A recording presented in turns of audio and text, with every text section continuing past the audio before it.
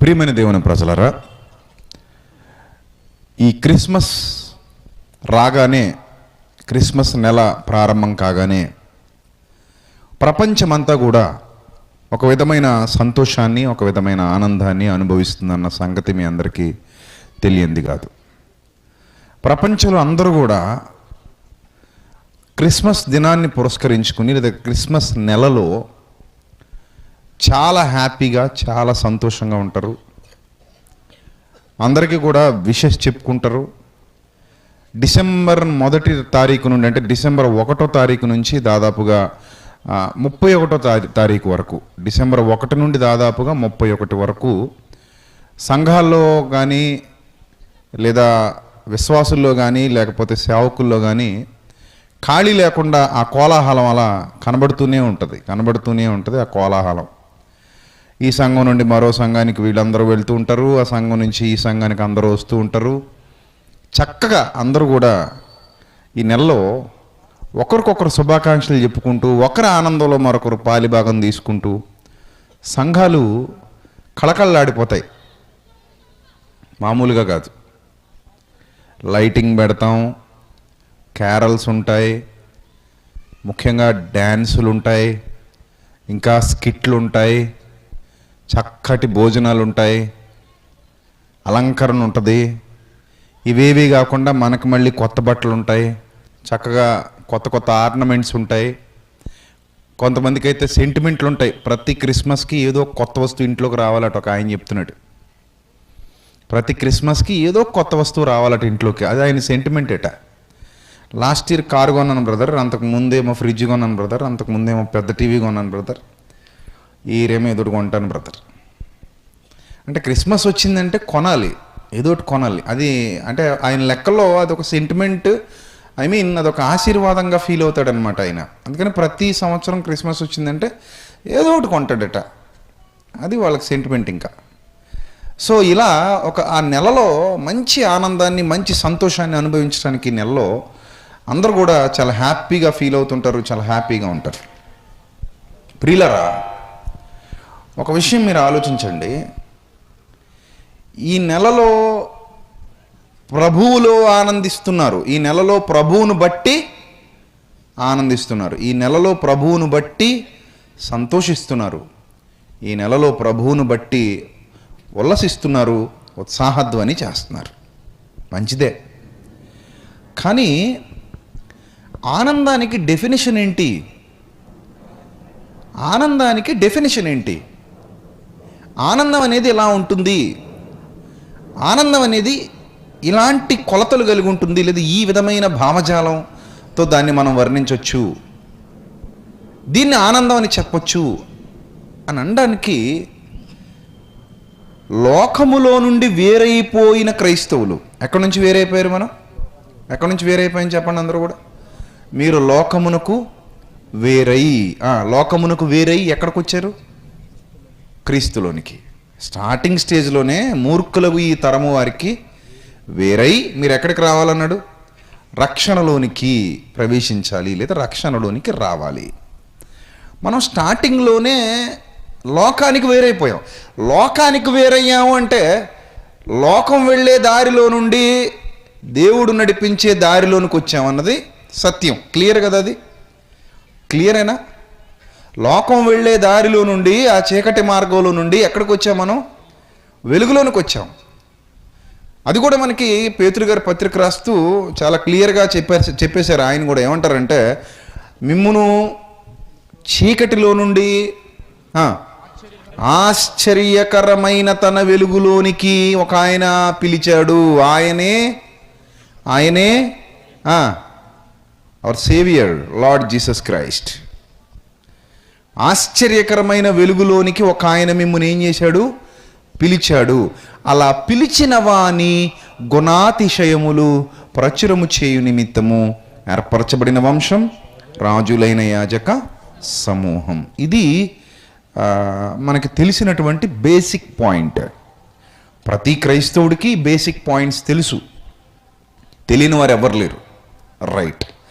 అయితే ఆనందం అనేది ప్రభు ద్వారా మనకు అనుగ్రహింపబడేదే తప్ప మనంతట మనంగా సృష్టించుకుంటే వచ్చేసేది కాదు. ఇది క్లియర్. ఆనందం ఎలా అనుగ్రహింపబడుతుంది చెప్పండి? ప్రభు ద్వారా మనకు అనుగ్రహింపబడాలి. అది నిజమైన ఆనందం. లోక సంబంధమైన ఆనందం అనుకోండి, మనం సృష్టించుకోవచ్చు. లోకం దగ్గరికి వెళితే ఆ లోక సంబంధమైన ఆనందం మనకు సొంతం అవుతుంది. ఉదాహరణకి కొన్ని విషయాలు మీకు చెప్తాను. లోకంలో ఉన్నవారు తమ ఆనందం కోసం, తమ సంతోషం కోసం చీకటి కార్యాలు చేస్తూ ఉంటారు. అందులో వాళ్ళు దేన్ని వెతుక్కుంటారంటే ఆనందాన్ని వెతుక్కుంటారు. ఆ చీకటి కార్యాలు చేస్తున్నప్పుడు, లేదా చెడు కార్యాలు చేస్తున్నప్పుడు, ఆ నీతిమాలిన కార్యాలు చేస్తున్నప్పుడు వాటిని బట్టి వాళ్ళు ఏం చేస్తుంటారు? ఆనందిస్తూ ఉంటారు. వాటిలో తమ ఆనందాన్ని వెతుక్కుంటూ ఉంటారు. ఇది మీ అందరికీ తెలుసు. సమాజంలో జరుగుతున్న ప్రతి నీచ కార్యము, ప్రతి చీకటి కార్యం వెనక వాళ్ళ ఆనందం కొరకైన వెతుకులాట ఉంది. ఇది నిజం. వాళ్ళు తమ ఆనందాన్ని వెతుక్కోవడానికి లోకం వైపు చూస్తున్నారనేది సత్యం. వాళ్ళు తమ ఆనందం కోసం లోకాన్ని ఆశ్రయిస్తున్నారన్నది కూడా సత్యం. వారు ఏ క్రియలైనా చేయటానికి వెనకాడరిక వాళ్ళ ఆనందాన్ని నెరవేర్చుకోవడం కోసం. మరి సేమ్ డిటో మనం కూడా అలాంటి ఆనందాన్ని వెతుక్కుంటున్నావా? ఒకవేళ అలాంటి ఆనందాన్ని వెతుక్కుంటే ఎక్కడో దుష్టుడు మనల్ని దారి తప్పించాడని అర్థం. దాన్ని నువ్వు గుర్తించగలగాలి. నేను ఒక విషయం మీకు చెప్తాను, ఇప్పుడు జాగ్రత్తగా వినండి. చాలామంది క్రమం తప్పకుండా జబర్దస్త్ ప్రోగ్రాం చూస్తారు. ఈటీవీలో వస్తుంది కదా, క్రమం తప్పకుండా చూస్తారు. లేకపోతే యూట్యూబ్లో వస్తుంది, క్రమం తప్పకుండా చూస్తారు. జబర్దస్త్, ఎక్స్ట్రా జబర్దస్త్ అనేవి ఉన్నాయి పేర్లు. మొత్తం మీద ఏ వారం కూడా మిస్ అవ్వకుండా చూసేవాళ్ళు ఉన్నారు. స్థిరమైన నిజమైన విశ్వాసులు, చాలా బలమైన విశ్వాసులు ఉన్నారు జబర్దస్త్కి. క్రమం తప్పకుండా చూస్తారట. ఎందుకు క్రమం తప్పకుండా మీరు చూస్తారంటే, రిలీఫ్ కోసం బ్రదర్ అన్నాడు ఒక ఆయన. దేనికట రిలీఫ్? ఎలా వస్తుంది నీకు రిలీఫ్ అంటే, జస్ట్ నవ్వుకుంటాను బ్రదర్, కాసేపు చూసుకుని రిలాక్సేషన్ ఫీల్ అవుతాను. సో అందులో ఆనందం ఉంది. ఆ రిలాక్సేషన్ ఫీల్ అవుతూ సరదాగా నవ్వుకుంటూ ఉంటే కాసేపు అలా హ్యాపీగా ఉంటుంది నాకు. సో ఆనందం కోసం నేను జబర్దస్త్ ప్రోగ్రామ్ని ఆశ్రయిస్తాను. రైట్. ఇప్పుడు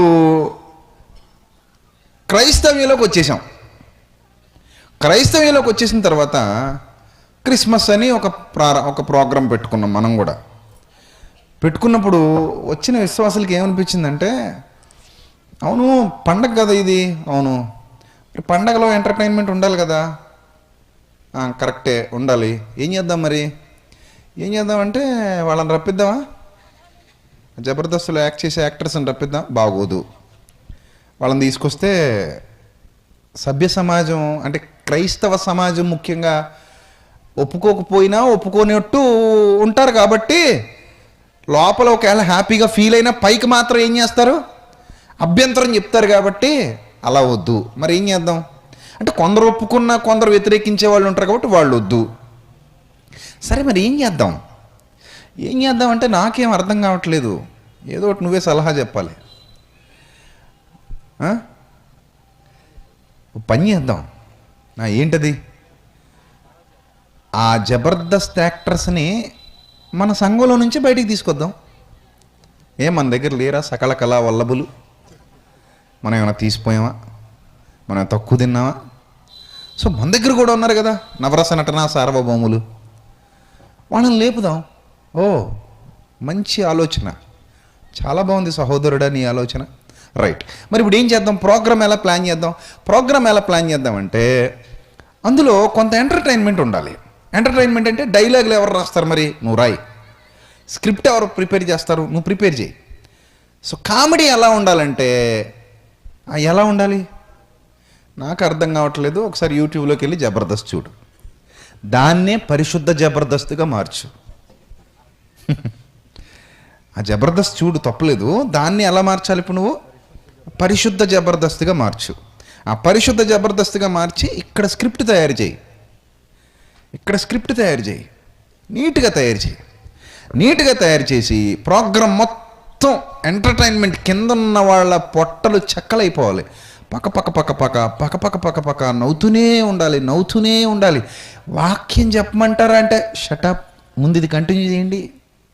వాక్యాలు ఎలాంటి వద్దు మనకి. ఈరోజు పండగ రోజు కూడా వాక్యమే. పండగ రోజు కూడా వాక్యమేనా? వద్దు. ఈరోజు మనం ఎంటర్టైన్మెంట్ ప్రోగ్రామ్స్కి మనం టైం ఇద్దాం. కాబట్టి ఇలా చేద్దాం అని చెప్పేసి ఇంచుమించు ఒక గంట పాటు మైకులు పట్టుకుని వస్తుంటారు. వాళ్ళ కామెడీ, వాళ్ళ వెటకారాలు, వాళ్ళ చతురత, వాళ్ళ హాస్యం, వాళ్ళ డబుల్ మీనింగ్ డైలాగులు, వీటితో ఎవరిని ఎంటర్టైన్ చేస్తున్నారమ్మా?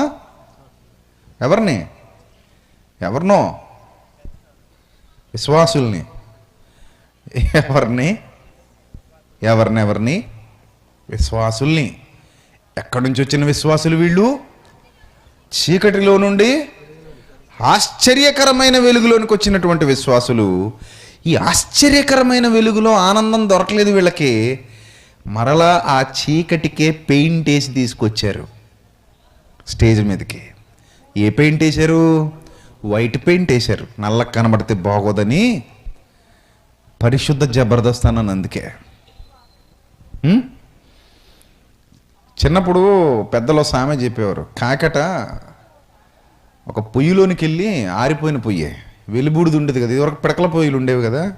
ఇప్పుడంటే నీకు గ్యాస్ వచ్చేసాయి. పిడకలతో పొయ్యి మండించుకునేవారు కదా. ఆ బూడిద వచ్చేస్తుంది కదా, మిగిలిపోయిన బూడిద. వెళ్ళి ఆ బూడిదలో దొరికిందట. ఏందది? కాకి. అందుకే పెద్దలు అంటారు, బూడిదలో దొరికినంత మాత్రాన కాకి పావురం అయిపోద్దా? అవ్వదు కదా. కాకే. కాకిని తీసుకొచ్చి స్టేజ్ మీద కూర్చోబెట్టి పెయింట్ వేసినంత మాత్రాన కాకి పరిశుద్ధతలోకి వెళ్ళిపోద్దా? వెళ్ళదు. అంటే అలాంటి స్కిట్లు నిషిద్ధం అంటారా అండి మీరు అని కొంత నీకు బాధ కలగొచ్చు. ఎందుకంటే నువ్వు రెగ్యులర్గా అలాంటి ఈవెంట్స్ క్రియేట్ చేసి నిర్వహించే వాళ్ళ లిస్ట్లో ఉన్నావు అనుకో, ఈ ఇయర్ సడన్గా మానేసావు అనుకో, కింద ఉన్న వాళ్ళందరూ అడుగుతారు కదా, మరి ఏమయ్యా ఎందుకు మానేసావు అన్నారనుకో. అది ఎందుకో వాక్యానుసారం కాదురా అందుకే మానేశాను అన్నారు అనుకో, మరి 30 ఏళ్ల నుంచి సేవలో ఎలగబెడతానో ఇన్నాళ్ళు బుద్ధి లేదు నీకు అంటారేమో అని భయం. 30 ఏళ్ల నుంచి సంఘ పెద్దగా ఎలగబెడతానో ఇన్నాళ్ళు నీకు బుద్ధి లేదు అని అంటారేమో అని భయం. సో ఈ భయం కొద్దీ కొంతమంది తెలిసినా కూడా తప్పక ఏం చేస్తుంటారు, దాన్ని కంటిన్యూ చేస్తుంటారు. ఎప్పటికలా కొన్ని కంటిన్యూ అవుతున్నాయి. కానీ వాస్తవానికి దాని ద్వారా ఎవరైనా ఆత్మీయంగా మేలు పొందుకుంటున్నారా అని అంటే ఎలాంటి ఆత్మీయ మేలులు ఏ విశ్వాసికి దాని వలన లభించవు. Just entertainment program, that's all. Just entertainment program. అర్థమైందా? ఆ ఎంటర్టైన్మెంట్ కోసం యేసుక్రీస్తు ప్రభు వారి జన్మదినం కావాలన్నమాట. అంటే నిన్ను ఎంటర్టైన్ చేయడానికి వచ్చాడా యేసుక్రీస్తు? లోక సంబంధంగా పుట్టినరోజులు జరిగినప్పుడు కూడా ఇలాంటి ఈవెంట్స్ పెడుతుంటారు. పెళ్ళిళ్ళకి ఇలాంటి ఈవెంట్స్ పెడుతుంటారు. ఆర్కెస్ట్రా పెడతారు, కామెడీ స్కిట్లు పెడతారు. ఎందుకంటే వచ్చిన వాళ్ళని ఎంటర్టైన్ చేయాలి. బంధువుల్ని ఎంటర్టైన్ చేయడం కోసం ఆర్కెస్ట్రాలు పెడుతున్నారు. పెళ్ళిళ్ళలో, బర్త్డే ఈవెంట్స్లో కూడా ఇలాంటి ప్రోగ్రామ్స్ కండక్ట్ చేస్తున్నారు. లోక సంబంధమైన ఎంటర్టైన్మెంట్లు ఇవన్నీ భాగాలు కాదని నేను అనట్లా. అవి వాళ్ళని మనం ఖండించలేం కూడా, ఎందుకంటే అది వాళ్ళ ఇష్టం. కానీ ఇది లోక సంబంధం కాదు కదా. ఆల్రెడీ చీకట్లో నుంచి ఎక్కడికి వచ్చేసారట వీళ్ళు? వెలుగులోకి వచ్చేసారు. వెలుగులోకి వచ్చి ఆనందాన్ని వెతుక్కుంటున్నారు. ఆనందాన్ని ఎక్కడ వెతుక్కుంటున్నారంటే ఏదైతే కక్కేసి వచ్చారో దాన్నే మళ్ళీ వేడి చేసుకుని తింటున్నారు అంతే. నా మాటలు కొంచెం నొప్పుగా ఉంటాయి మీకు, తప్పదు మరి. అది పేతురుగారు అన్నమాటే సుమా, నేను కొత్తగా తెచ్చుకుని రాలేదు. పేతురుగారు ఏమన్నారు తెలుసా? కక్కిన దానికి ఆయన ఇంకా కఠినంగా అన్నారండి బాబు. ఆయన ఇంకా కఠినంగా అన్నారు. ఏమన్నారు ఆయన? కుక్క తన వాంతికి తిరుగునట్లును, ఇంకా ఇంకా కఠినంగానే వేస్తున్నారు. కడుగబడిన పంది మరలా బురదలో దొర్లునట్టును అనుసామెత చొప్పున వారి జీవితాల్లో సంభవిస్తుంది అంటున్నారు. ఒక విషయం చెప్పమంటారు ప్రియులరా, ప్రభువులో ఎవరికైతే ఆనందం దొరికిందో ఆ ఆనందాన్ని అనుభవిస్తున్న వారు మరలా చీకటి సంబంధమైన ఆనందం కోసమైన వెతుకులాట్లో ఉండరు. ప్రభువులో ఎవరికైతే ఆనందం దొరకలేదో వాళ్లే మరలా చీకటి సంబంధమైన ఆనందం కొరకైన వెతుకులాటలోనికి అడుగు పెడతారు. అది డిఫరెన్స్. ఈ డిఫరెన్స్ మీకు అర్థమైతే మిమ్మల్ని ఎవరు ఏ మార్గంలోనికి నడిపిస్తున్నారో, మీరు ఏ మార్గంలో ఉన్నారో మీకు అర్థమవుతుంది. ఒక సేవకుడైనా, ఒక విశ్వాసైనా, ఎవరినో సంతోషపెట్టడానికో లేకపోతే మనుషుల మెప్పు పొందడానికో, జనాన్ని ఆకర్షించడానికో క్రిస్మస్ పండుగ చేయాల్సినంత అవసరత లేదు. ఇప్పుడు చాలామంది గ్రాండ్ క్రిస్మస్ అని, ఐక్య క్రిస్మస్ అని, సెమీ క్రిస్మస్ అని, యూత్ క్రిస్మస్ అని రకరకాల క్రిస్మస్లు చేస్తున్నారు, మంచిదే. కానీ ఇక్కడ వచ్చిన ప్రాబ్లం ఏంటంటే ఈ నెలలో అన్ని చోట్ల ఇవే క్రిస్మస్లు జరుగుతూ ఉంటాయి. మరి జన సమీకరణ ఎలా? జన సమీకరణ, ఆటోకి డబ్బులు ఇస్తాం, వ్యాన్లకి డబ్బులు ఇస్తాం. మధ్య విశ్వాసులు కూడా అలాగే ఫోన్లు చేస్తున్నారు. అట్లే మేము ఒక 20 మంది వస్తామయ్యా, ఏంటి మాకు బిర్యానీలు, ఆటోకి డబ్బులు, దేనికి? వాక్యం వినడానికి. నా క్రైస్తవ్యం ఎంత అద్భుతమైన స్థితిలోనికి ఎదిగిపోతుందో అన్న ఆనందం. వాక్యం వినడానికి రావడానికి రాజకీయ నాయకుల సభలకు ఆటోలు అరేంజ్ చేసినట్టు మనం కూడా ఏం అరేంజ్ చేయాలి? ఆటోలు అరేంజ్ చేయాలి, బిర్యానీ పొట్లాలు ఇవ్వాలి. చూసారా? ప్రభు సంతోషపడ్డండి. ప్రభువుకు ఆనందం అనిపించదు, అస్సలు ఆనందం అనిపించదు. కానీ ఏందో ఇవి నచ్చవు కూడా. ఇప్పుడు ఈరోజు మీరు ప్రభువునన్ను ఆనందించుడి అని ట్యాగ్ చూసి వచ్చిన వాళ్ళు ఎవరైనా ఉన్నారనుకోండి, ఇప్పుడు ఈ వాక్యం వింటున్నారనుకోండి, ఈడెవడో మనోడు కాదు అనుకుంటారు. నిజంగానే అలా అనుకుంటారు. But I don't care.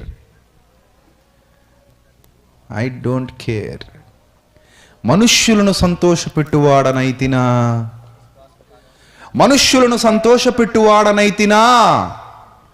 నేను క్రీస్తు దాసుడను కాకయే పోదును. నువ్వు నిజంగా క్రీస్తు దాసుడివే అయితే నువ్వు చెయ్యి. దేవుని పేరట ఒక మంచి ప్రోగ్రాం చెయ్యి. దేవుణ్ణి మహిమపరచడానికి ఒక మంచి కార్యక్రమం చెయ్యి. దేవుణ్ణి సంతోషపరచడానికి ఒక ఉన్నతమైన కార్యక్రమం తలపెట్టు. బట్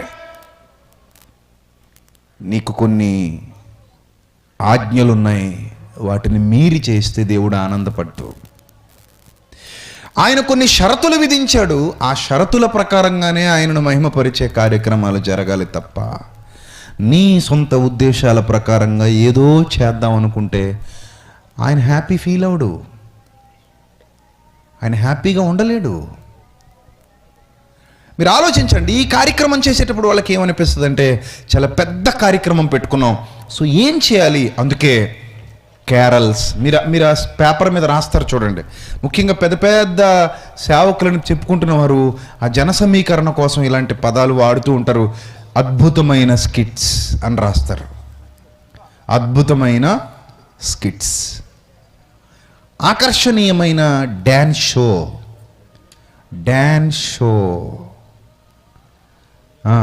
కొరియోగ్రఫీ, అద్భుతమైన స్కిట్టు, అద్భుతమైన కొరియోగ్రఫీ, ఇవన్నీ రాసుకొచ్చి క్యారల్ సర్వీసు, అద్భుతమైన గాన సరిగమప పదనిసస, ఇవన్నీ ఉంటాయి. కేక్ కటింగ్ మామూలు, ఇవైతే పర్లేదు, కేక్ కటింగ్ నో ప్రాబ్లం, అందులో ఏమీ ఉండదు కదా, మామూలు కోసుకుంటారు, మొక్క తినేస్తారు, అది ఓకే, కడుపుకు తినేది కదా, వదిలేద్దాం. సో ఇవన్నీ బట్టి ఈ ఎంటర్టైన్మెంట్ కోసం మీరు తప్పక విచ్చేయండి అని పిలుస్తున్నారు. సో ఎప్పుడైతే మనల్ని ఇలాంటి పిలుపు, ఇలాంటి ఆహ్వానం మనకు అందిందో మనం ఖచ్చితంగా వెళ్తాం. ఎందుకంటే రిలీఫ్ మనకు రిలాక్సేషన్ కావాలి. ప్రియులారా, భక్తి అంటే అదేనా చెప్పండి? భక్తి అంటే అదేనా? ఎదిగామా మనం? దిగిపోతున్నామా? విశ్వాసమందు అభివృద్ధి పొందుతున్నామా? మరలా చీకటికి పెయింట్ వేసుకుని వెలుగని చెప్పి తెచ్చుకుని బ్రతుకుతున్నావా? ఒక మానవుడు ఒక 4-5 రోజులు ప్రిపేర్ అయ్యి వితౌట్ వర్డ్ ఆఫ్ గాడ్, వాక్యంలో లేనిది వాక్యాన్ని పక్కన పెట్టి సరదా కోసం, సంతోషం కోసం చేసేటువంటి కార్యక్రమం ద్వారా మీరు ఆత్మీయంగా ఏం బలపడతారు? మీరే చెప్పండి. సీరియస్గా ఆలోచించండి. మీరు ఆత్మీయంగా ఏం బలపడతారు దీనివల్ల? ఆత్మీయంగా మీకు సంతోషం ఏముంటుంది? మీరే అభివృద్ధి పొందుతారు? బైబిల్లోని 66 పుస్తకాల సారం మన హృదయంలోనికి ఏమైనా వెళుతుందా? వెళ్ళదు. దానికోసం మనం క్రీస్తు పుట్టుక రోజు అని అడ్డుపెట్టుకుని ఈ లోక సంబంధమైన ఆనందాన్ని తెర మీదికి తేవటంలో ఆంతర్యం ఏంటి అని అంటే, ఖచ్చితంగా దుష్టుడు క్రైస్తవ్యాన్ని దారి తప్పించే ప్రయత్నం చేస్తున్నాడు. ప్రారంభంలో అపోస్తలులు ఎవ్వరూ ఇలాంటి వాటి మీద ఆధారపడలేదు. కావాలంటే మీరు కొత్త నిబంధన మొత్తాన్ని చదవండి, శ్రద్ధగా చదవండి, ఓపికగా చదవండి. ఇప్పుడు మీకు కొన్ని రెఫరెన్సెస్ చూపిస్తాను నేను.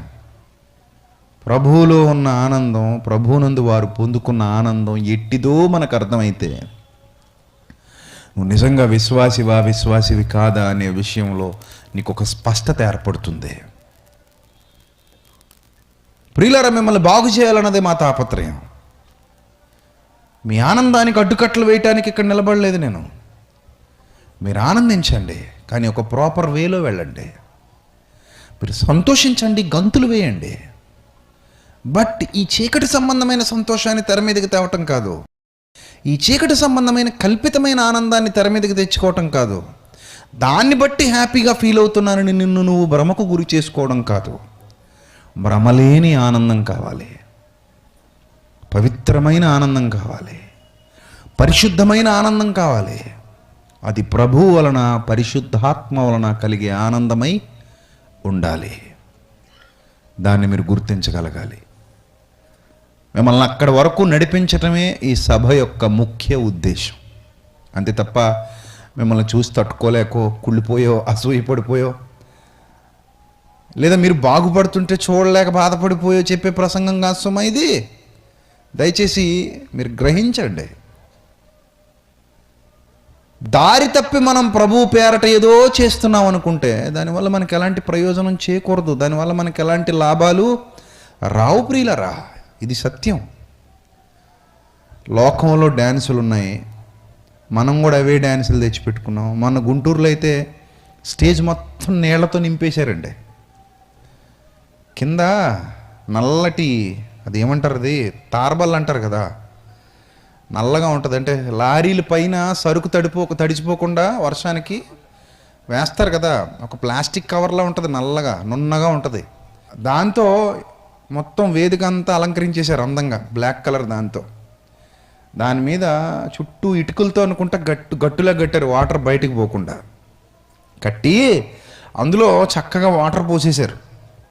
జాగ్రత్తది కదా. ఇప్పుడు ఎందుకు ఈ ప్లాన్ అంతా? ఎందుకంటే వాళ్ళ స్టెప్స్లో భాగంగా కొంచెం జారే స్టెప్స్ ఉన్నాయి. ఇప్పుడు జారాలంటే ఏం కావాలి మరి? నీళ్ళు కావాలి. స్టెప్ మొత్తం అంతా సినిమాదే, పాటలన్నీ సినిమావే, మ్యూజిక్ మొత్తం సినిమాదే.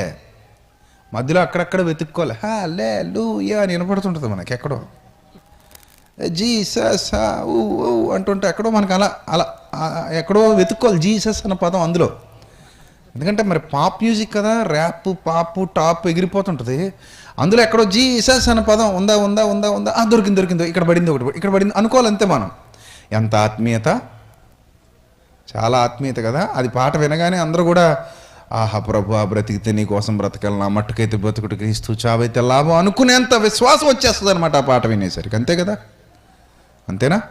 సో మొత్తం మీద ఆ పాట అంతా పూర్తి చేసి అలిసిపోయారు పాపం కుర్రగాళ్ళు. అదేంటంటే జస్ట్ నీ సంతోషం కోసం, నీ ఆనందం కోసం. ప్రభువుకే సంతోషం లేదు దానివల్ల, ఖచ్చితంగా చెప్పొచ్చు. ప్రభువుకే ఆనందం లేదు. ఓన్లీ మీ ఎంటర్టైన్మెంట్ కోసం మీరు సృష్టించుకున్నటువంటి ప్రోగ్రామ్స్ అవన్నీ కూడా. అపోస్తలులు ఎవరైనా ఇలాంటి ఆనందం కోసం వెంపర్లాడారా? ప్రారంభ సంఘ క్రైస్తవులు ఎవరైనా ఇలాంటి సంతోషాల కోసం వెంపర్లాడారా? ఏ భక్తుడైతే ప్రభువునందు ఆనందించండి అని పత్రిక రాశాడో ఆ భక్తుడు కానీ, అతడు ఏర్పరిచిన సంఘాలు కానీ ఎప్పుడైనా ఇలాంటి ఆనందం కోసం పరితపించారా? చెప్పండి, మీరే చెప్పండి. అందులో ఆత్మీయత ఉందా? అందులో యథార్థత ఉందా? అందులో పవిత్రత ఉందా? అందులో పరిశుద్ధత ఉందా? తద్వారా ఏవైనా మనకు ఆత్మీయ ప్రయోజనాలు చేకూరుతున్నాయా? నో. అది చీకటి సంబంధమైన ఆనందం, చీకటి సంబంధమైన సంతోషం, చీకటి సంబంధమైన ఉత్తేజం, చీకటి సంబంధమైన ఉల్లాసం. కానీ అదే కావాలి ఈరోజు యువతకి, క్రైస్తవ యువత, Christian youth. There is no Christ. Yes, it's true. There is no Christ, but there is Christian youth. మీరు ఆలోచించండి, రాత్రి ప్రభు ఎప్పుడు ఎలా ఆనందాన్ని మనకు కలుగు చేస్తున్నాడు ఒక్కసారి చూద్దాం ప్రియులారా. క్రైస్తవులైన తర్వాత మన ఆనందం ఏ విధంగా ఉంటుందో ఒక్కసారి చూద్దాం. ప్రసంగి గ్రంథం 2వ అధ్యాయము 26వ వచనం. ఏలయనగా దైవ దృష్టికి మంచివాడుగా ఉండువానికి దేవుడు జ్ఞానమును, తెలివిని, ఆనందమును అనుగ్రహించును. జాగ్రత్తగా వినాలి. దైవ దృష్టికి ఎలా ఉండువానికి? మంచివాడుగా ఉండువానికి. దైవ దృష్టికి మంచివాడుగా ఉండువానికి దేవుడు ఏమేమి అనుగ్రహిస్తాడంటే జ్ఞానం ఇస్తాడట, తెలివినిస్తాడట, ఆనందాన్ని ఇస్తాడట. ఎవరికి ఇస్తాడట ఆనందాన్ని? దేవుడిస్తాడట, దేవుడిస్తాడట, దేవుడిస్తాడట. అంటే దీన్ని బట్టి మనకేమర్థం అవుతుందంటే ఏదో ఒక ఆనందం దేవుడి దగ్గర ఉంది, అది ఆయన ఇస్తే తప్ప మనకి ఎక్కడ దొరకదు. క్లియర్. దేవుడి దగ్గర ఏదో ఒక ఆనందం ఉంది, ఆనందాన్ని దేవుడే ఇవ్వాలి, ఆయనే ఇచ్చి తీరాలి. అది లోకం ఇచ్చేటువంటి ఆనందం కాదు. దేవుడి దగ్గర శాంతి ఉంది, ఆ శాంతి దేవుడే ఇవ్వాలి, అది లోకం ఇచ్చేటువంటి శాంతి కాదు. ప్రభు చాలా స్పష్టంగా చెబుతారు, నా శాంతినే మీకు అనుగ్రహించుచున్నాను, లోకమిచ్చినట్టుగా కాదు. అది లోకమిచ్చేటువంటి శాంతి కాదు, నా శాంతిని మీకు అనుగ్రహించుచున్నాను. ఇక్కడ కూడా చాలా క్లియర్గా మనం చదువుకుంటున్నాం. దేవుడిచ్చేటువంటి ఆనందం, దేవుడిచ్చేటువంటి ఆనందం, మనం సృష్టించుకునేటువంటి నకిలీ ఆనందం కాదు, మనం లోకాన్ని బట్టి సృష్టించుకునేటువంటి ఆనందం కాదు, మనం సృష్టించుకునేటువంటి లోక సంబంధమైన ఆనందం కాదు ప్రియులారా. దేవుడిచ్చేటువంటి ఆనందం. అది ఎవరికిస్తాడట? ఆయన దృష్టికి. ఆయన దృష్టికి, ఆయన దృష్టి కంటే, ఆయన దృష్టి మనం చేయించుకునే స్కానింగ్ల కంటే కూడా చాలా పవర్ఫుల్. అవునా కదా? మనం స్కాన్ చేయించుకోవడానికి వెళ్తాం, లేదా ఎక్స్రే తీయించుకోవడానికి వెళ్తాం, ఎంత పవర్ఫుల్ అది. ఆ రేస్ లోపల ఉన్న ఎవ్రీ పార్ట్ బయటికి తెచ్చేస్తాయి. అవునా? నీలో ఏ ప్రాబ్లం ఉందో స్కానింగ్లో మొత్తం తెలిసిపోతుంది. Full scan, full body scan, MRI scan, మొత్తం నీలో ఉన్న మొత్తం డేటా బయటికి లాగేస్తుంది కదా. అంతకంటే పవర్ఫుల్ ఎవరిది? కెమెరా దృష్టి కంటే దైవ దృష్టి గొప్పది. కెమెరా దృష్టి కంటే కూడా పవర్ఫుల్ దైవ దృష్టి. ఆ దైవ దృష్టి ఎంత గొప్పది అంటే నీ హృదయంలో తలంపు పుట్టక మునుపే ఆయన ఎరిగి ఉన్నాడు, అంత గొప్పది దైవ దృష్టి. ఆ దైవ దృష్టికి ఎలా ఉండాలట? మంచివాడిగా ఉండాలి. అంటే దేవుడు ఎస్, ఇతను మంచివాడు, నా దృష్టిలో, నా పరిశీలనలో ఇతను మంచివాడిగా తేలాడు, ఈమె నా దృష్టికి మంచిది. అలా ఎవరైతే దైవ దృష్టికి మంచివారుగా ఉంటారో వాళ్ళకి దేవుడు ఏమనుగ్రహిస్తాడంటే జ్ఞానం ఇస్తాడట, తెలివినిస్తాడట, ఆనందాన్ని ఇస్తాడట. అది ఆయన దగ్గర ఉందట. గ్రహించండి. ఆ ఆనందం ఎక్కడుందమ్మా? లోకంలో ఉందా? దొరుకుతుందా లోకంలో? దేవుడి దగ్గర ఉన్న ఆనందం లోకంలో దొరుకుతుందా? దొరకదు. నువ్వెంత ట్రై చేయి, దొరకదు. చాలా తేడా ఉంటాయండి మీ తలంపులకు నా తలంపులకు. ఆకాశానికి భూమికి ఉన్నంత తేడా ఉంది. నువ్వు తాగే నీళ్లకు నేను ఇచ్చే నీళ్లకు చాలా తేడా, చాలా వ్యత్యాసం ఉంది. నువ్వు తాగే నీళ్లు తాగితే మరలా నీకు దాహం వేస్తుంది, నేను ఇచ్చే నీళ్లు తాగితే నీకు దాహం వేయదు. సో నీకు నాకు చాలా డిఫరెన్స్ ఉంది. నువ్వు అనుకునేదానికి నేను అనుకునేదానికి చాలా డిఫరెన్స్ ఉంది. నువ్వు పొందుకునేదానికి నేను ఇచ్చేదానికి కూడా చాలా డిఫరెన్స్ ఉంది. ఇది దేవుడిచ్చేటువంటి ఆనందం. దేవుడిచ్చేటువంటి ఆనందం చాలా గొప్పది. ఒక్కసారి ఆ ఆనందం మన హృదయంలోనికి కానీ వెళ్ళిందా, ఈ ప్రపంచపు ఆనందం దాని ముందు ఎందుకు పనికిరాదు ప్రియులారా. దాని ముందు ఎందుకు పనికిరాదు. అంత గొప్పది, అంత శక్తివంతమైనది దేవుడిచ్చేటువంటి ఆనందం. మరో మాట చదువుదాం. కీర్తనల గ్రంథం 97వ కీర్తన 11వ వచనం. నీతిమంతుల కొరకు వెలుగును, యథార్థ హృదయుల కొరకు ఆనందమును విత్తబడి ఉన్నవి అన్నాడు. యథార్థ హృదయులు, ఎవరికైతే యథార్థ హృదయం ఉందో వాళ్ళ కోసం దేవుడు దేన్ని విత్తాడు? ఆనందాన్ని విత్తాడు. మరి ఆనందాన్ని ఎవరికి ఇస్తాడు అంటే నీతిమంతులకు ఇస్తాడట, యథార్థ హృదయులకు ఇస్తాడట. ప్రియులరా, మరి మనం నీతిమంతులు ఎప్పుడయ్యాం, యథార్థ హృదయం ఎప్పుడయ్యాం? ఆ నీతిమంతులుగా యథార్థ హృదయులుగా మనం ఎలా మారగలం అంటే మీ అందరికీ తెలియంది కాదు. మనం ఎప్పుడైతే మారు మనస్సు పొందుతామో, వాక్యాన్ని విని హృదయంలో పొడుబడి, ఎప్పుడైతే మన పాపపు జీవితాన్ని విడిచిపెట్టి, మన పాపపు బ్రతుకును విడిచిపెట్టి పరిశుద్ధుడైన యేసుక్రీస్తును రక్షకునిగా అంగీకరించి ఆయన ఆజ్ఞల మార్గంలో పరిగెత్తడానికి ఎప్పుడైతే సిద్ధపడి ఆయన పాదాల చెంతకు వస్తామో, అప్పుడు దేవుడు తన ఉచితమైన కృపను బట్టి మనల్ని ఎలా తీరుస్తున్నాడు? నీతిమంతులుగా తీరుస్తున్నాడు, పరిశుద్ధులుగా తీరుస్తున్నాడు. ఆయన ఉచితమైన కృప ద్వారా మనం నీతిమంతులం అవుతున్నాం. ఆయన ఉచితమైన కృప ద్వారా మనం పరిశుద్ధులం అవుతున్నాం. అది లోక సంబంధమైన ఆనందం కాదు, ఆయన ఇచ్చేటువంటి ఆనందం అది దైవ సంబంధమైనది. అది ఎంత గొప్పదో అపోస్తుల కార్యాలు 2వ అధ్యాయం చూడండి. ఆ ప్రాసెస్ ఇక్కడ మనకు కనబడుతుంది. అపోస్తుల కార్యాలు 2వ అధ్యాయము 37వ వచనం. వారు ఈ మాట విని హృదయములో నొచ్చుకుని, సహోదరులారా, మేమేమి చేతుమని పేతురును కడమ అపోస్తలులను అడుగగా, పేతురు, మీరు మారు మనసు పొంది పాపక్షమాపణ నిమిత్తం ప్రతివాడు యేసుక్రీస్తు నామమున బాప్తిస్మం పొందండి, అప్పుడు మీరు పరిశుద్ధాత్మను వరము పొందుదురు. మీ వాగ్దానము మీకును మీ పిల్లలకు దూరస్తులందరికీ, అనగా ప్రభువైన మన దేవుడు తన యొద్దకు పిలిచిన వారందరికీ చెందుతుంది అని చెప్పి ఇంకా అనేక విధములైన మాటలతో సాక్ష్యమిచ్చి, మీరు మూర్ఖులకు ఈ తరము వారికి వేరే రక్షణ పొందండి వారిని హెచ్చరించను. కాబట్టి అతని వాక్యం అంగీకరించిన వారు బాప్తిస్మం పొందారు. ఆ దినముందు ఇంచుమించు 3,000 మంది చేర్చబడ్డారు. వీరు అపోస్తుల బోధలో ఉన్నారట, వారితో సహవాసం చేస్తున్నారట, రొట్టె విరుచుట యందు ప్రార్థన చేయుట యందు ఎడతెగక ఉన్నారట. 47వ వచనానికి వచ్చేయండి. ఆనందముతోనూ నిష్కపటమైన హృదయముతోనూ ఆహారం పుచ్చుకుంటున్నారు, మరియు ప్రభు రక్షణ పొందుచున్న వారిని అనుదినము వారితో చేరుస్తున్నాడు. వీళ్ళలో ఏం వచ్చింది ఇప్పుడు? ఆనందం. ఎక్కడిది? ప్రభు ఇచ్చినటువంటి ఆనందం. దీన్ని లోకంలో ఉన్న ఆనందంతో కంపేర్ చేయకండి. వెలుగుకు చీకటికి ఎంత వ్యత్యాసం ఉందో, ప్రభు ఇచ్చేటువంటి ఆనందానికి లోకం ఇచ్చేటువంటి ఆనందానికి అంత వ్యత్యాసం ఉంది.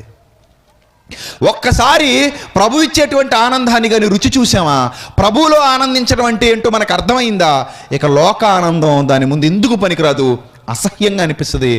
లోక ఆనందం కోసం మనం వెంపర్లాడేటువంటి పరిస్థితి రాదు. ఒకడికి తాగితే ఆనందం, పీకల దాకా తాగితే ఆనందం. అందుకే చూడండి, December 31 నైట్ చూడండి వైజాగ్ ఎలా ఉంటుంది వైజాగ్ December 31 నైట్. రకరకాల ప్రోగ్రామ్స్, ఆర్కే బీచ్లో కోలాహలం, నైట్ అంతా విపరీతమైన ప్రోగ్రామ్స్ జరుగుతూనే ఉంటాయి. ఎన్నో కార్యక్రమాలు నిర్వహిస్తారు, సినిమా తారలను రప్పిస్తారు. ఆ సినిమా తారలు లేకపోతే యాంకర్లు వీళ్ళందరినీ రప్పించి వాళ్ళతో ఎంటర్టైన్మెంట్ ప్రోగ్రామ్స్. సో ఈ ఎంటర్టైన్మెంట్ ప్రోగ్రామ్స్ ద్వారా చాలామంది హ్యాపీ ఫీల్ అవుతుంటారు, ఆనందాన్ని అనుభవిస్తుంటారు. లేకపోతే మందు తాగుతారు ఫుల్గా. ఆ రోజు రెస్టారెంట్లో, పబ్బుల్లో చూడండి, క్లబ్బుల్లో చూడండి, విపరీతమైన ఆఫర్ల మీద ఆఫర్లు. ఇది ఫ్రీ, అది ఫ్రీ, కోడి కొంటే కుక్క ఫ్రీ, కుక్క కొంటే మేక ఫ్రీ, మేక కొంటే పంది ఫ్రీ. ఇంకా ఒకటి కాదు, ఇది కొనండి అది ఫ్రీ, అది కొంటే ఇది ఫ్రీ. ఇందులో రెయ్యేస్తాం, పీతేస్తాం, చేపేస్తాం, ఇంకోటి వేస్తాం అంటే చిన్న జానెడు పొట్ట అని తింటాడా, ఏడుస్తాడా? కానీ ఏదో ఆశ, అన్నీ తినేద్దామని. ఇదేమో కౌజిపెట్ట స్పెషల్ బిర్యానీ, ఇదేమో కోడిపెట్ట స్పెషల్ బిర్యానీ. మళ్ళీ మామూలు కోడి కాదురా బాబు, ఇది నాటుకోడి, ఎక్కడో శ్రీకాకుళం అడవుల్లోకి వెళ్ళి తెచ్చాం. మళ్ళీ బొంగుల్లో బిర్యానీ, చికెను, ఇలా చెప్పేసరికి అన్నింటికీ అట్రాక్ట్ అయిపోతారు. ఆ రోజు మనకు అది కావాలి, ఆనందం. తాగండి పీకల దాకా. 31 నైట్ తాకపోతే ఎలా, ఈరోజే తాగాలి అన్నంతగా వాళ్ళు ఏదో తాగుడికి 31కి ఏదో అవినాభావ సంబంధం ఉంది అన్నట్టు. 31కి తాగుడికి ఏదో దగ్గర సంబంధం ఉంది, అవి విడదీయరాని బంధం ఆ రెండింటికి ఉందన్నట్టు చేస్తారు. ఆ రోజు అందులోనే ఆనందం వెతుక్కుంటారు. కొంతమంది వ్యభిచరిస్తూ ఆనందం వెతుక్కుంటారు, కొంతమంది లోక సంబంధమైన ఏవో కార్యక్రమాలు చేస్తూ ఆనందం వెతుక్కుంటారు. అవి చీకటి సంబంధమైన పాపపు క్రియలు. పాపపు క్రియల్లో ఆనందిస్తూ ప్రభు ఆనందాన్ని అనుభవించలేరు. ప్రభువులో ఆనందించేవారు పాపపు క్రియల వల్ల ఆనందాన్ని అనుభవించలేరు. ఈ వచనాన్ని మీకు ఎందుకు స్పష్టంగా చూపిస్తున్నానంటే, వారు ఆనందముతోనట నిష్కపటమైన హృదయముతోనూ ఏం పుచ్చుకొని చుండిరి? ఆహారం పుచ్చుకొని చుండిరి. వారికి ఆనందం ఎప్పుడు వచ్చిందో తెలుసా? మారు మనస్సు పొంది పాపమును విడిచిపెట్టి పశ్చాత్తాపపడి బాప్తిస్మం పొందిన తర్వాత కలిగినటువంటి ఆనందం ఇది. అంతకుముందు లేదా మరి వీళ్ళ దగ్గర? అది మీరు చెప్పండి, అంతకుముందు లేదా? లేదండి.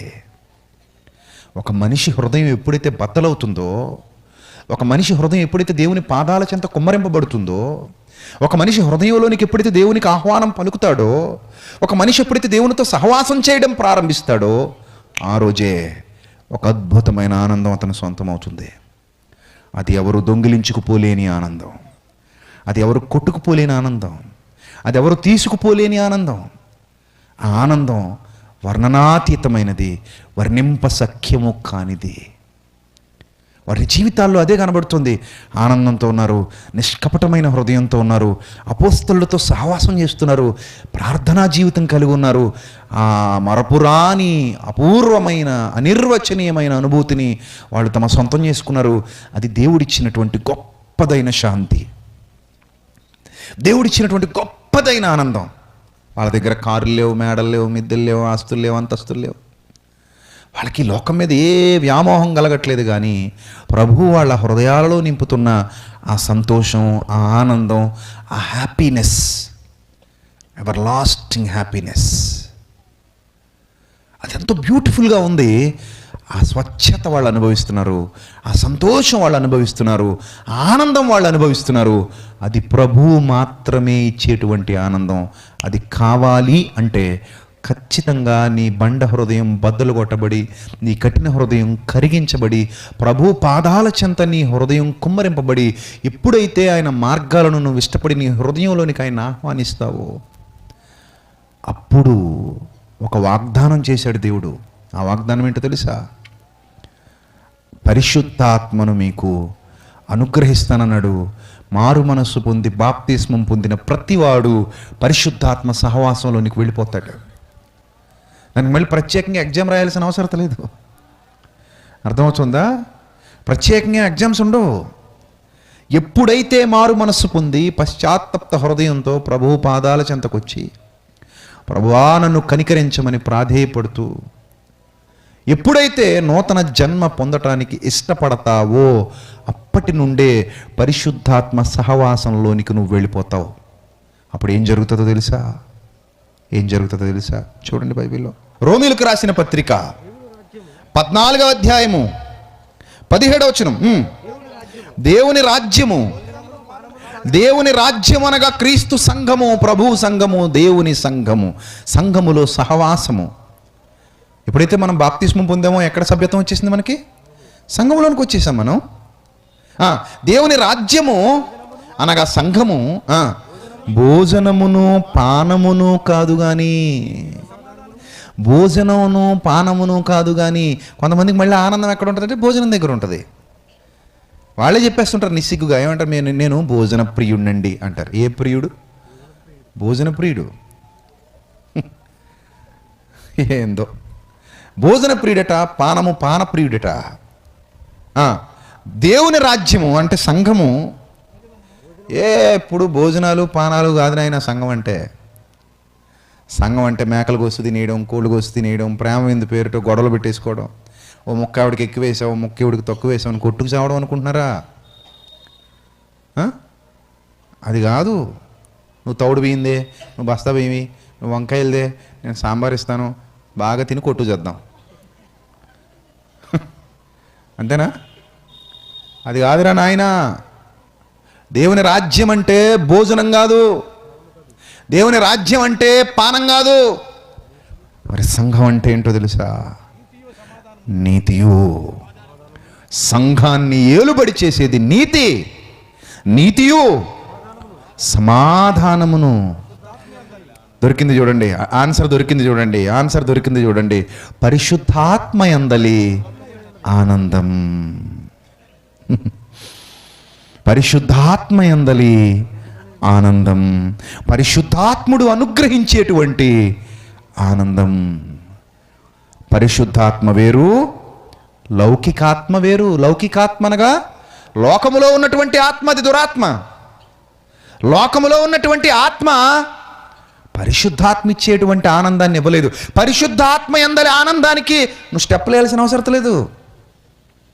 పరిశుద్ధాత్మ యందలి ఆనందం నీ సొంతం కావడానికి నువ్వు పనికి మళ్ళీ స్కిట్లు వేయాల్సిన అవసరం లేదు. పరిశుద్ధాత్మ యందలి ఆనందం నీ సొంతం కావడానికి నువ్వు నీళ్ళేసి మరి కొబ్బరి నూనె వేసి మరి దేకాల్సిన అవసరం లేదు స్టేజ్ల మీద. అర్థమవుతుందా? పరిశుద్ధాత్మ యందల ఆనందానికి నువ్వేం చేయక్కర్లేదు. జస్ట్ ఏ రోజైతే నువ్వు మారు మనసు పొంది పాపక్షమాపణ నిమిత్తం యేసుక్రీస్తులో బాప్తిస్మం పొంది నూతనంగా జన్మించావో ఆ రోజు నుండే పరిశుద్ధాత్మ సహవాసంలోనికి నువ్వు వెళ్ళిపోయావు. నేను మిమ్మల్ని విడువను, ఎడబాయను, నేను మిమ్మల్ని అనాథలుగా విడువను, నేను మిమ్మల్ని అనాథలుగా విడువను. నేను వెళ్ళిపోయిన తర్వాత ఆదరణకర్త వస్తాడు, ఈ భూమి మీదకి వస్తాడు. దాని అర్థం ఏంటంటే నేను భూమి మీద నుండి వెళ్ళిపోయిన తర్వాత ఇదే భూమి మీదకి ఎవరు వస్తారు? ఆదరణకు వస్తాడు. పెంతెకొస్తు పండగ దినాన వచ్చాడు ఆయన. అప్పటి నుండి సంఘముతోనే ఉన్నాడు, ఎక్కడికి పోలేదు ఆయన. గమనించండి, ఎక్కడికి పోలేదు ఆయన. ఆ రోజు వచ్చినటువంటి పరిశుద్ధాత్ముడు ఈ రోజు వరకు ఉన్నాడు, సంఘంతోనే ఉన్నాడు. ఆయన మిమ్మును ఆదరిస్తాడు. అందుకే ఆయన పేరు ఆదరణకర్త. ఆయన మీకు ఆనందం ఇస్తాడు, ఆయన మీకు సంతోషం ఇస్తాడు. దానికి మీరేం చేయక్కర్లేదు. నాకు పరిశుద్ధాత్మ యందల ఆనందం కావాలంటే స్కిట్ వేయాలి. ఇప్పుడు నేను స్కిట్ వేస్తే కానీ రాదా నాకు ఆనందం? పరిశుద్ధాత్మ యందల ఆనందం కావాలంటే ఎంటర్టైన్మెంట్ ప్రోగ్రామ్ చేయాలా నేను, లేకపోతే రాదా? సంఘమా, నీతి, విశ్వాసము, భక్తి, ప్రార్థనా జీవితం, అమూల్యమైన అపూర్వమైన పరిశుద్ధాత్మ సహవాసం, అందులో ఉన్న ఆనందం, ఆ స్వచ్ఛత, ఆ మనశ్శాంతి, ఆ ధైర్యం, ఆ ప్రేమ, వెలకట్టలేని వర్ణింపశక్యము కాని ఆ భావన, అది దేవుడు నీకు ఉచితంగా అనుగ్రహించాడు. ఆనందాన్ని దేవుడు ఎలా అనుగ్రహిస్తానన్నాడు? ఎవరికి ఇస్తానన్నాడు? దైవదృష్టికి మంచివాడుగా ఉండువానికి 10,000 రూపాయలకు ఆనందమును అమ్ముదును అన్నాడా? చెప్పండి, అలా అన్నాడు ఆయన? లేదండి, ఆయన అలా అమ్మడు. ఆయన రక్షణనే ఎలా ఇచ్చేసాడు? మనకి ఉచితంగా ఇచ్చేసాడు. ఉచితం. మరి ఆనందాన్ని ఎలా ఇచ్చాడు? పరిశుద్ధాత్మ వలనైన ఆనందం, అది ఉచితమే. నీ హృదయంలో దేవుడు ఉంటే నీకు ఇక వేరే ఏ ఆనందం అక్కర్లేదు. పరిశుద్ధాత్మ వలనైన ఆనందం చాలా గొప్పది, చాలా గొప్పది. అది అనుభవించాలి, అది మన హృదయంలో నింపబడాలి, దాన్ని మనం అనుభవించాలి. దాన్ని అనుభవించనంత వరకు దాని శక్తి మనకు తెలియదండి, ఆ విలువ మనకు తెలియదు. అందుకే చాలామంది జీవితాల్లో ఇంకా దిగాలుగా, బాధగా, వేదనగా, ఏదో కోల్పోయినట్టుగా బ్రతుకుతూ ఉంటారు. చిన్న చిన్న విషయాలకు ఏడుస్తుంటారు. ఏందో చిన్న విషయాలండి. అసలు వాటి గురించి అసలు లక్ష్య పెట్టాల్సిన అవసరం తెలియదు. ఎందుకంటే మనం దాటిపోబోతున్న వారమే తప్ప ఉండిపోయే వారము కాము. ఎప్పుడైతే నువ్వు క్రీస్తుని అంగీకరించావో ఆ రోజే నీకు ఒక నిరీక్షణ వచ్చేయాలి. ప్రభువా, ఈ లోకము నాకు శాశ్వతం కాదు, ఈ లోకంలో నేను ఎక్కువ కాలం ఉండేది కూడా లేదు. నేను ఎంతకాలం ఉన్నాను, నన్ను విడువవు, ఎడబాయవు. నాకు ఏది అవసరమో నీకు తెలుసు, నాకు ఏది ఎప్పుడు ఇవ్వాలో నీకు తెలుసు, నాకు ఎంత ఇవ్వాలో నీకు తెలుసు, నన్ను ఎలా పోషించాలో నీకు తెలుసు, నన్ను ఎలా దీవించాలో, నన్ను ఎలా నడిపించాలో కూడా నీకు తెలుసు. ఎందుకంటే నీ యందున్న వాడను, నీ యందున్న దానను, నీవు నన్ను విడువవు గనుక నాకు భయమేమీ లేదు. ఏమండి, మనం కాళ్ళ మీద మనం నిలబడి మనం డిగ్రీ పూర్తయ్యేంత వరకు మనకేమైనా టెన్షన్ ఉందా బ్రతుకు మీద? లేదా మనకి ఇంటర్ పూర్తయ్యేంత వరకు మనకేమైనా టెన్షన్ ఉందా బ్రతుకు మీద? లేదు. కొంతమందికి అన్నీ పూర్తయిన టెన్షన్ ఉండదు. ఎందుకంటే అమ్మా నాన్న అలాంటి వాళ్ళు అనుకోండి, we have no tension for our life, because ఒక మంచి పేరెంట్స్ ఉన్నారు మనకి కదా. మంచి పేరెంట్స్ ఉంటే మనం ఎంత హ్యాపీగా ఉంటామండి. No tension. అలాగే మంచి దేవుడు ఉన్నాడు కదా, మంచి దేవుడు ఉన్నాడు. ఆయన విడువను, ఎడబాయను అని ఏం చేశాడు? మనకి వాగ్దానం చేశాడు. సో టెన్షన్ ఏంది మనకి? విచారం ఏముంది? ఇంకా మనకి భయం ఏముంది? మనకి ఏ భయం లేదు. ప్రియులారా, మీరు ఒక్కసారి రాత్రి ఆలోచించండి. అలాంటి దేవుడు నీకు భరోసా ఇస్తున్నప్పుడు ప్రతి క్రైస్తవుడు పనికిమాలిన విషయాలకు చింతించాల్సిన అవసరత లేదు. నువ్వు చింతించుట వలన నీ ఎత్తును మూరుడు ఎక్కువ చేసుకోలేవు. నీకు ఆయన ఏది ఇస్తే అదే హ్యాపీగా ఎంజాయ్ చేస్తూ అనుభవించాలంతే. అంతే తప్ప దేనికోసమో చింతించడం వల్ల నువ్వేం ఎత్తును మూరుడు ఎక్కువ చేసుకోలేవు. కానీ ప్రియులారా, మీరు ఆలోచించండి, వెలకట్టలేని ఆనందం పరిశుద్ధాత్మ ద్వారా మనకు దేవుడు అనుగ్రహిస్తున్నాడు. అది లోకంలో ఎక్కడ దొరకదు, మీరు వెతికినా దొరకదు. ఒకవేళ మీకు దొరికినా అది నిలవదు. అందుకే కదా లోకంలో ఎంతో ఆనందం ఉంది, కానీ ఆత్మహత్యలు ఆగుతున్నాయా? ఆగట్లేదు. లోకంలో ఎంతో ఆనందం ఉంది, వాళ్ళు పరిపూర్ణులు అవుతున్నారా? అవ్వట్లేదు. వాళ్ళ జీవితాలు ఏమైనా బాగుపడ్డాయా? బాగుపడలేదు. ఇంకా అదే పాపం, ఇంకా అదే సాతాను బంధకాలు, ఇంకా అదే భయంకరమైనటువంటి జీవితం, ఇంకా అదే భయంకరమైన వ్యక్తిత్వం. ఎలాంటి మార్పు లేదు. పైశాచికత్వంతో, పాశవికతతో నిండిపోయింది ఈ లోకం. అందుకే భయంగా బ్రతకాల్సి వస్తుంది ఈ లోకాన్ని చూసి. ఎక్కడ నీతి లేదు, యథార్థత లేదు, మంచితనం లేదు, అంత కీడు. రాత్రిపూట స్త్రీలు ఒంటరిగా బయటికి వెళ్ళాలంటే భయం. అందులో పసివాళ్ళని లేదు, వృద్ధులని లేదు. చూసారా? అది ఈ లోకం. వాళ్ళ ఆనందాన్ని వెతుక్కుంటున్నారు, కానీ వాళ్ళకి ఇంకా అది పరిపూర్ణంగా దొరకలేదు. కానీ పరిశుద్ధాత్మ యందల ఆనందం అలాంటిది కాదు. ఏ స్థితిలో అయినా సరే ఆయన నీతో ఉండి ఆనందపడతాడు. పౌలు గారిని చితక్కుట్టేశారండి, దెబ్బల మీద దెబ్బలు. చచ్చిపోయాడు అనుకుని వదిలేసిపోయారట. ఏమనుకున్నారట? చచ్చిపోయాళ్లే అనుకుని వదిలేసిపోయారట. కానీ తర్వాత కూడా ఆయన ఆనందంగానే ఉన్నాడండి. కారణం ఏంటి? ఆయనలో పరిశుద్ధాత్ముడు ఉన్నాడు. భక్తులకి, అపోస్తలులకి తిండి లేదండి, భోజనం లేదు, కానీ వాళ్ళు ఏడవట్లేదు, ఆనందంగానే ఉన్నారు. పౌలును శీలను చాలా దెబ్బలు కొట్టి చెరసాల్లో వేసేశారు. వారు ఆనందంగా పాటలు పాడుతున్నారు. ఎక్కడిది ఆనందం అంటే పరిశుద్ధాత్ముడు నీలో ఉంటే, నాలో ఉంటే ఆ ఆనందం అవధులు లేనిది. దానికి కావాల్సింది నువ్వేం పరీక్షలు రాయక్కర్లేదు, నువ్వేం ఫీజు కట్టక్కర్లేదు, నువ్వేం నీ శరీరాన్ని బాధ పెట్టుకోక్కర్లేదు, ఏం చేయక్కర్లేదు. జస్ట్ నీ హృదయాన్ని దేవుని పాదాల చెంత కుమ్మరిస్తే చాలు. నీ హృదయంలోనికి ఆయన ఆహ్వానిస్తే చాలు. నీ మారు మనస్సు ఒక్కసారి ప్రభువా నేను పాపినను ఒప్పుకుని విడిచిపెట్టి సరికొత్త జీవితం వైపు అడుగులు వేయటానికి ఆయన పాదాల ముందు ఎప్పుడైతే మోకరిస్తావో అప్పుడే పరిశుద్ధాత్మ సహవాసంలోనికి మనం వెళ్ళిపోతాం. బాప్తిస్మం తర్వాత అది ఆయన వాగ్దానం. ఎప్పుడైతే పరిశుద్ధాత్మ సహవాసం మనతో ఉంటుందో ఆ ఆనందం వేరు, ఆ సంతోషం వేరు, ఆ నిరీక్షణ కలిగినటువంటి జీవితం వేరు. ప్రియులారా, మరో అద్భుతమైన మాట చూసి ముగించుకుందాం. చూడండి, తెస్సలోనికైలకు రాసినటువంటి మొదటి పత్రిక 1వ అధ్యాయము 6వ వచనం చూడండి, ఏమని వ్రాయబడిందో అక్కడ. పరిశుద్ధాత్మ వలన కలుగు ఆనందముతో గొప్ప ఉపద్రవమందు మీరు వాక్యము అంగీకరించి మమ్మును ప్రభువును పోలి నడుచుకుని వారైతిరి. గొప్ప ఉపద్రవం వచ్చిందట ఈ తెస్సలోనిక ప్రాంతంలో ఉన్నటువంటి సంఘానికి. గొప్ప ఉపద్రవం.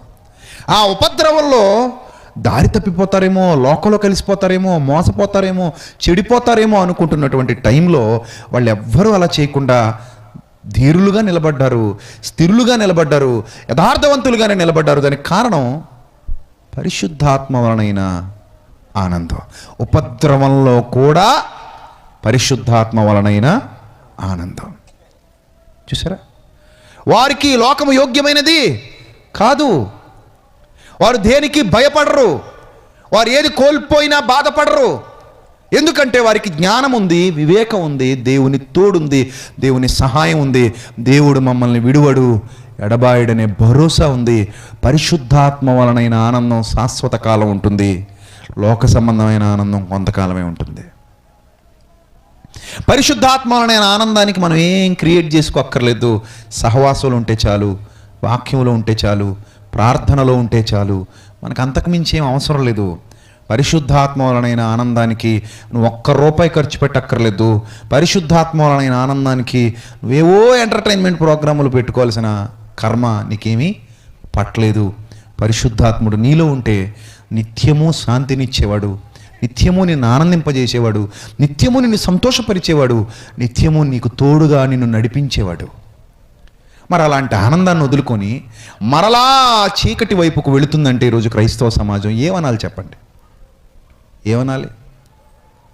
వేదికల మీద ఎగరడం, వేదికల మీద గెంతటం, అల్లరి చేయటం, కేకలేసేయటం, లేకపోతే యువతను తీసుకొచ్చి వాళ్ళని రెచ్చగొట్టి వాళ్ళ చేత ఇలాంటి కార్యక్రమాలు చేయించటం, వాటిలో ఆనందం ఉందని వెతుక్కుంటే అది చాలా తప్పు ప్రియులారా. అపోస్తలులు ఎవ్వరూ వాటిని ఫాలో అవ్వలేదు.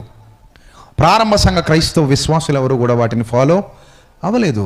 ఒకవేళ మీరు ఫాలో అవుతుంటే కనుక ఈరోజు మంచి నిర్ణయం తీసుకోండి. రాత్రి ప్రభు పాదాల చెంత మీ హృదయాన్ని కుమ్మరించి మీ హృదయంలోనికి ప్రభువుని ఆహ్వానించండి.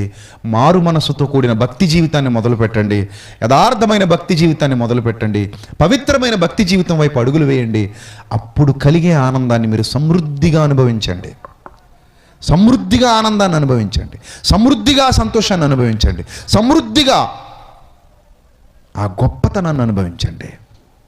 అంతేగాని ఏదో వ్యర్థమైన దాని మీద దృష్టి పెట్టి ఈ ఆనందం కోసం వెంపర్లాడితే అది తాత్కాలికమైన ఆనందం, అది శాశ్వతమైన ఆనందం కాదు. కానీ పరిశుద్ధాత్మ వలన కలిగేటువంటి ఆనందం శాశ్వత కాలం ఉంటుంది. నీ జీవితాన్ని ప్రభువులో నిలబెడుతుంది. నిత్య జీవితాన్ని నీకు అనుగ్రహిస్తుంది. యుగ యుగాలు ప్రభువుతో కూడా ఆనందించే దినాలలోనికి నువ్వు వెళ్ళిపోతావు. అది శాశ్వతం, అది శాశ్వతం, శాశ్వతం. యుగముల పర్యంతం నీకు ఆనందం అలాగే నిలిచి ఉంటుంది ప్రియులారా. అది నీ దగ్గర నుంచి ఎవ్వరు దొంగిలించలేరు. నీ దగ్గర నుంచి ఎవ్వరు తీసుకుని పోలేరు. మరణానంతరం కూడా ఆ సంతోషాన్ని నువ్వు అనుభవిస్తూనే ఉంటావు. ఈరోజు విన్న ఈ ప్రసంగం ద్వారా నీ బ్రతుకు మారితే చాలు. నీ జీవితం ప్రభువుకు సమర్పిస్తే చాలు. నీ హృదయంలోనికి ఆయన ఆహ్వానించి ఆయన ఆజ్ఞల మార్గాలను నడిస్తే చాలు. అట్టి ధన్యత దేవుడు మీకు మీ కుటుంబాలకు సమృద్ధిగా దయచేయునుగాక. తలలు వంచండి, ప్రార్థన చేసుకుందాం. సర్వకృపానిధి కనికరం కలిగినటువంటి మా కన్న తండ్రి, మీ పిల్లలకు మీ మాటలు వివరించడానికి ఇప్పటివరకు సహాయం చేశారు. అందును బట్టి స్తోత్రం తండ్రి. వారు విని విడిచిపెట్టేవారుగా కాకుండా విన్న మాటల ప్రకారంగా జీవించడానికి సహాయం చేయండి. మీ ఆత్మ వలనైన ఆనందానికి, లోక సంబంధమైన ఆనందానికి వ్యత్యాసాన్ని గ్రహించగలిగే శక్తిని మీ పిల్లలకి ఇవ్వండి. ప్రభా, వేదికను అలంకరించిన దైవజనులను దీవించండి. ఈ ప్రాంతంలో సేవ చేస్తున్న సహోదరుని దీవించండి. వారికి ఇంకా సహాయాన్ని అనుగ్రహించండి. అనేక ప్రాంతాల నుండి కూడి వచ్చిన మీ పిల్లల్ని, వారి కుటుంబాలకి జ్ఞాపకం చేసుకోండి. మీ కృప, మీ కాపుదల అందరికీ సమృద్ధిగా అనుగ్రహించమని, ఈ ప్రాంతపు పెద్దల్ని, అధికారుల్ని దయతో మీరు జ్ఞాపకం చేసుకోమని, త్వరలో మా కొరకు రాని ఉన్న మా ప్రభువును, మా ప్రియ రక్షకుడు, మీ ప్రియ కుమారుడైన క్రీస్తు వారి శ్రేష్టమైన అతి పవిత్రమైన నామములో ఈ ప్రార్థన మనవులు అడిగి వేడుకొనుచున్నాం మా కన్న తండ్రి. ఆమెన్. అందరికీ వందనాలు. May God bless you.